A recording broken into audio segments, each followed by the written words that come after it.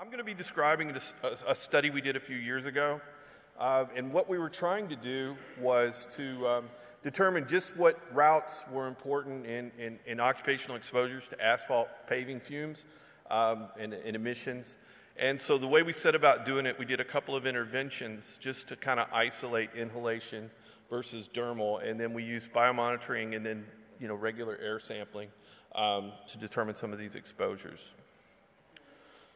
So hopefully what I can convey to you today is we'll describe a comprehensive study of hot mix asphalt paving workers. We'll talk about sources of exposure, the route, the nature of these, and then biological relevance. Were they taken up by the workers and did it have a particular outcome? And we're going to look at the difference between dermal and inhalation exposures or airborne exposures, since we really couldn't quite quantitate inhalation.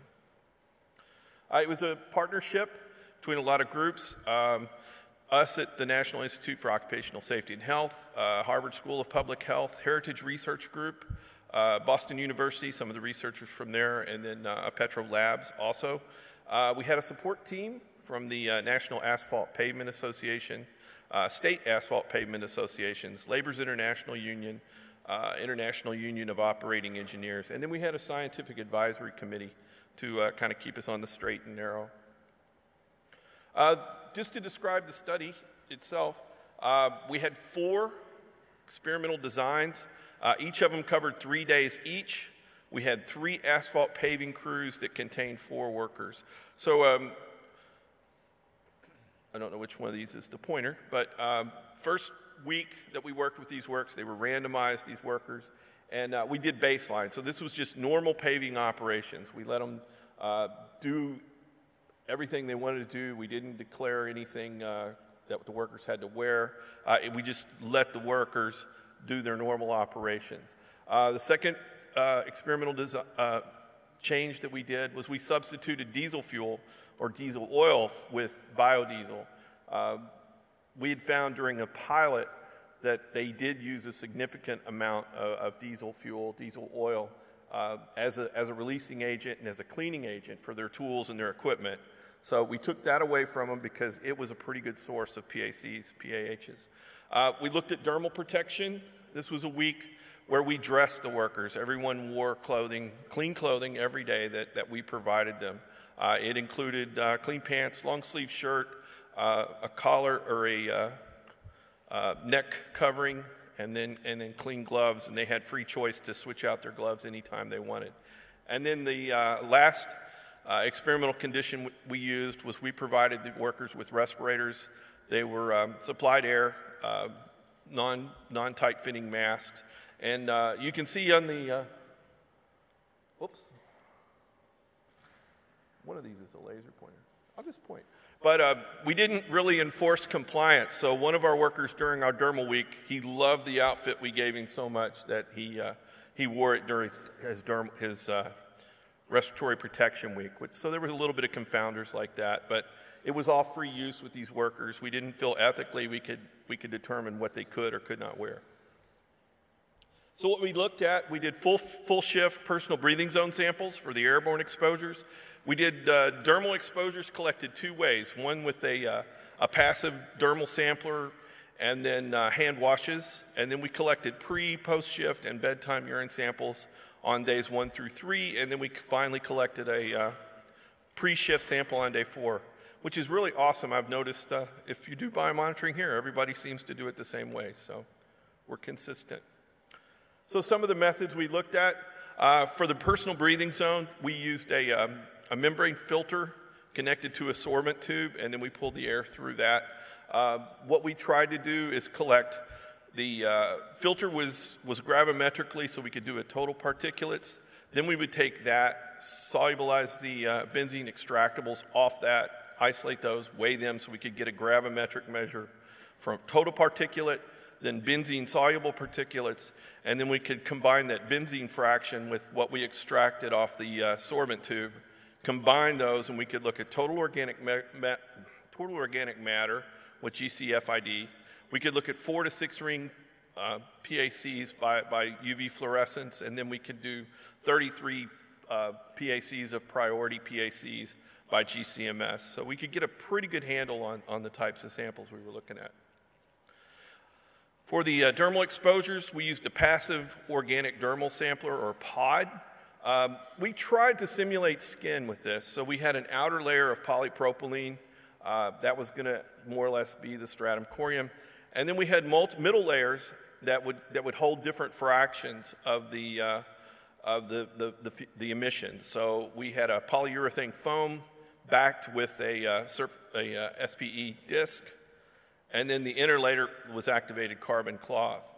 And then we extracted these layers and analyzed them by TOM or the 33 PACs. The hand wipes, we did it pre-shift and post-shift.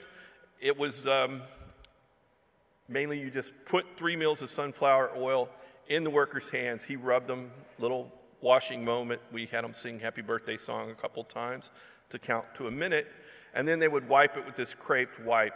And then we'd extract the craped wipe with dichloromethylene. And then again, we analyzed these for TOM and the 33 GCPACs. We did 2 methods for urinary metabolites. One was a traditional method with our partners down in Atlanta at the PAC lab. Same methods they use for NHANES to look at the biomonitoring study for U.S. citizens. So it's a high-resolution mass spec, GC high-resolution mass spec. We also developed a new method that we wanted to do faster and quicker and hopefully actually port to a handheld. And that was total hydroxy PACs by ELISA. Initially, we just adapted a kit for water quality kit. We added a deglucuronidation step, cleaned up the urine sample, made them all into hydroxy PACs, and were able to analyze it with the ELISA. We also looked at cotinine, which is a metabolite of nicotine, to determine smoking status, and then creatinine to normalize concentration effects. And in this group of workers, creatinine's not a really good thing to normalize with. They're pretty active. They were often dehydrated, and creatinine kind of skewed our results. We actually had some better results looking at other normalizations, but I'll report on the creatinine today. So, summary of the analysis: we did inhalation, we did 33 PACs, total particulate, benzene solubles, total organic matter in the 4 to 6 rings. Passive dermal samplers, we looked at 33 PACs and TOM. Hand washes, the same. And then urinary biomonitoring, we looked at hydroxy PACs, and then totals with the ELISA. Some observations about our workers. In the smoking, we did have a control group. We did do a group of concrete workers for 2 out of the 4 weeks. What we saw in our paving groups, we had roughly 50% of our people were smokers. We had one person, I guess we drove the guy so crazy, he took smoking back up. He had quit before the study, and he decided we were driving him to smoke. So we did do height and weight. We did address their clothing, whether we were or were not dressing them. And then we followed the use of other products, the diesel oil or fuel, and then other things, lube oils and greases and things that they use just in maintenance of their vehicles. So ultimately, we ended up with 168 worker sampling days, over 600 urine samples, 160 PBZ samples. I think we lost one sampler. It's now in the pavement of the new Indianapolis airport, but lost that one. We had 160 of the passive dermal samples and over 300 of the hand wash. This is kind of a busy slide, but I think the takeaway, if you can pick it up, is we looked at mainly two hot mix mixture paving temperatures. So we had a hotter hot mix and a cooler hot mix. And then we also looked at whether or not they were allowed to use diesel oil or not. And what you can see here, just looking across at all the analytes we looked at, if they use diesel and higher temps, those were the highest exposures. So you could continue to use diesel, cut your temperature back, and see a significant reduction. You could maintain a higher paving temperature, but remove the diesel, substitute that for biodiesel, and again, you saw about a 50% reduction in a lot of these airborne contaminants. And then if you combined both, you could see a very significant reduction, sometimes a quarter to a fifth in reduction in looking at the airborne exposure levels. So what we did see, fluorine, naphthalene, phenanthrene, and pyrene are most commonly detected among all the PACs. Naphthalene is typically there about 10 times higher than everything else. Hot mix temperature significantly affected the individual and 4 to 6 ring PACs. Substituting the biodiesel resulted in significant reductions of most of the analytes that we looked at.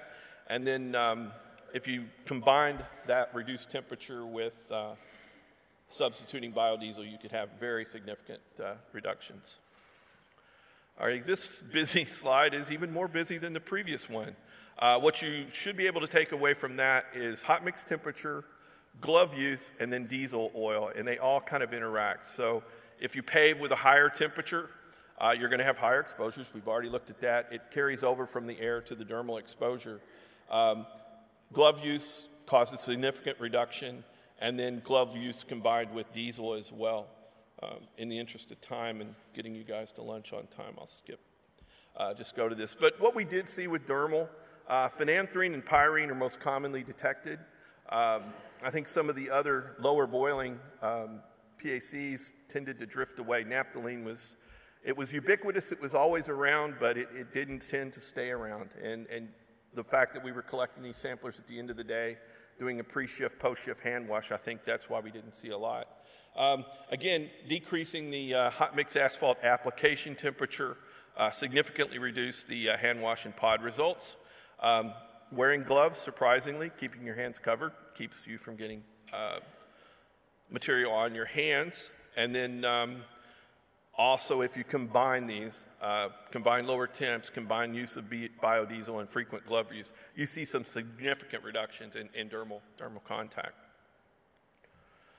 Jumping ahead to the urinary metabolites, this is just looking at summed phenanthrenes. The top line is the sum of the phenanthrenes, and then below that is the individual metabolites. But what you see is the post-shift and bedtime hydroxy PACs were always significantly higher than pre-shift.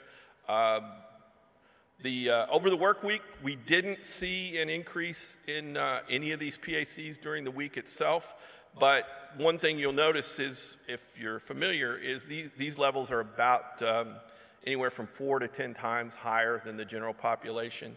So this was fairly late in the paving season. So you do see an increase, but it's over the duration of the work period, the paving season. So they probably started out down around the general population level, and then as they worked over the season, they eventually climbed to this level. But even though they were a lot higher than the general population, you get a good response, daily response between pre-shift and post-shift and bedtime.